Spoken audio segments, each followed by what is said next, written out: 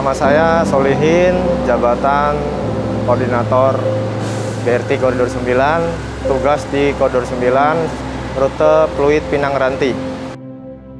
Tugas koordinator lapangan itu adalah mengecek renov, jumlah bis yang mau operasi, kelayakan, kebersihan, maupun pramudi.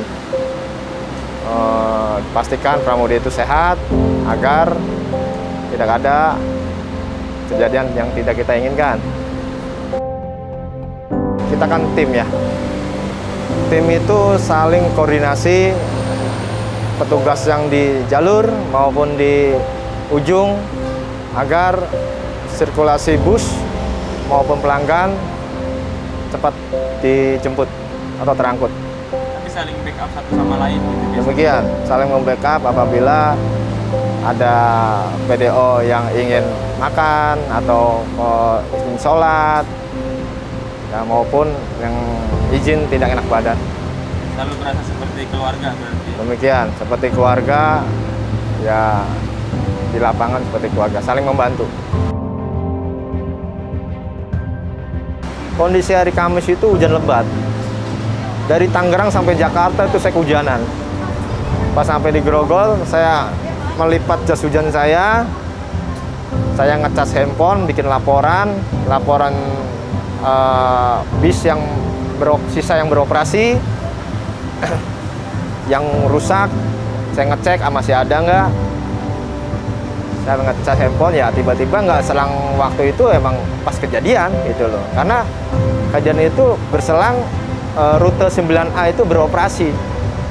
Kayaknya itu pas kejadian itu karena kehalang bis ya. Kita kan 9 rute Grogol BKN itu beroperasi kan bis headway panjang. Mungkin tuh anak nangis dari tadi karena bis 9A rute yang keluar split Grogol BKN itu sudah berjalan semua. Itu saya baru melihat anak itu nangis. Pak, tolong Pak, adik saya tenggelam. Yang saya dengar seperti itu. Pas saya melihat, langsung saya menghampiri. Saya bilang, kenapa? Adik saya tenggelam Pak, sambil menunjuk anak kecil itu. Pas saya melihat di bawah kali, ternyata itu ada anak seorang lelaki sekitar kurang lebih 5 tahunan. Itu tenggelam yang kelihatannya cuma kepala sama tangan. Saya refleks sempat bingung juga pertamanya, ingin mencari bambu ataupun tali. Karena di tempat sekitar situ tidak ada bambu. Karena saya juga punya anak kecil, anak di rumah. Gimana perasaan orang tua kalau anaknya tenggelam, tidak ada yang menolong, apalagi nyawa anak tersebut tidak bisa ditolong. Saya tidak pikir panjang lagi, saya langsung melepas tas saya, yang tas kecil ransel, saya kasih ke teman saya. Handphone saya jatuhin, kunci motor pun saya jatuhin, saya nggak tahu. Langsung sepatu saya lepas, langsung saya lompat. Di dalam air itu sempat saya memuntah karena baunya benar-benar sangat bau. Saya keluar dari air, melihat anak itu kan karena saya lompat ke jebur itu kena ombak ya. Anak itu makin bergeser, makin jauh. Saya buru-buru berenang sebisa saya mungkin dengan gaya Tarzan begitu. Saya menghampiri anak, langsung saya pegang. Awalnya saya pegang badannya. Mungkin karena saya renangnya pakai kaos kaki sama celana panjang, kan agak berat ya. Saya sempat kewalahan, ingin tenggelam juga saya. Karena saya berpikir ini kalau saya lepas anak ini tenggelam kan. Tapi kalau saya pegang, saya berdua tenggelam. Nah, kaki saya meraba-raba, dapatlah kayak seperti batu, kayak pondasi batu begitu. Akhirnya saya bisa naik setengah, sekitar kurang lebih 40 cm itu. Saya naik 40 cm. Ada seorang bapak-bapak, mungkin warga situ yang tinggal di bawah kolong.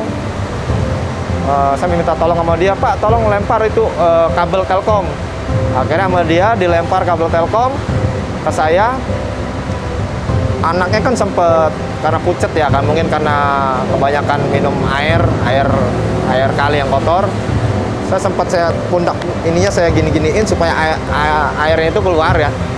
Bahkan sempat muntah tuh anak masih di bawah kali itu. Pas saya dorong ke atas, langsung dipegang sama bapak yang pakai baju merah tersebut.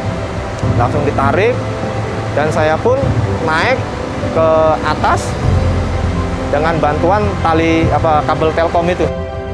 Saya melihat itu anak tersebut bawa dagangan, 2 jinjingan itu isinya tisu. Nah, tisu saya bantu angkat tisunya.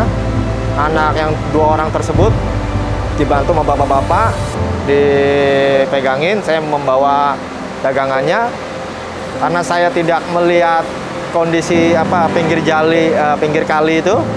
Kaki saya sempat menginjak beling. Jempol saya berdarah. Akhirnya anak itu diselamatkan, menyeberang dan menepi, dikasih air hangat. Karena saya melihat anak itu udah mulai fit, saya bergegas ke halte, ke kasir meminta P3K untuk mengobati kaki saya yang berdarah. Pertamanya sepintas, karena ini berita lagi rame ya. Saya kan anak gubernur itu yang di Swiss, kan tenggelam. Berapa hari itu kan beliau mencari anaknya. Walaupun sekarang ditemukan dengan tidak bernyawa, saya mempunyai perasaan mungkin saya kalau di posisi anak saya yang tenggelam, apalagi lama ditemukan, pasti kan akan kehilangan. Makanya saya punya perasaan begitu. Dan saya juga punya anak, dan orang tua saya dulu selalu mengajarkan saya agar sesama manusia harus saling menolong.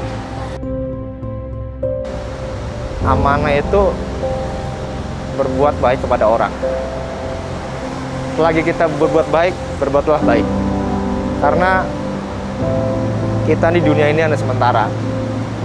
Besok yang di bawah ini ada amal. Makanya pas saya menyelamatkan anak itu, saya kan udah anak yatim piatu, orang tua saya udah nggak ada. Besok pas setahun ibu saya meninggal, tanggal 6 bulan Juli, itu emang saya niatnya mau cuti, mau pulang, mau selamatan orang tua saya. Itu karena saya berbuat baik kan dari orang tua. Semoga pahala yang saya lakukan ini menjadi buat orang tua saya. Saya cuma berpesan, kita selalu peduli. Ya, banyak kan orang peduli hanya sama keluarga aja ya.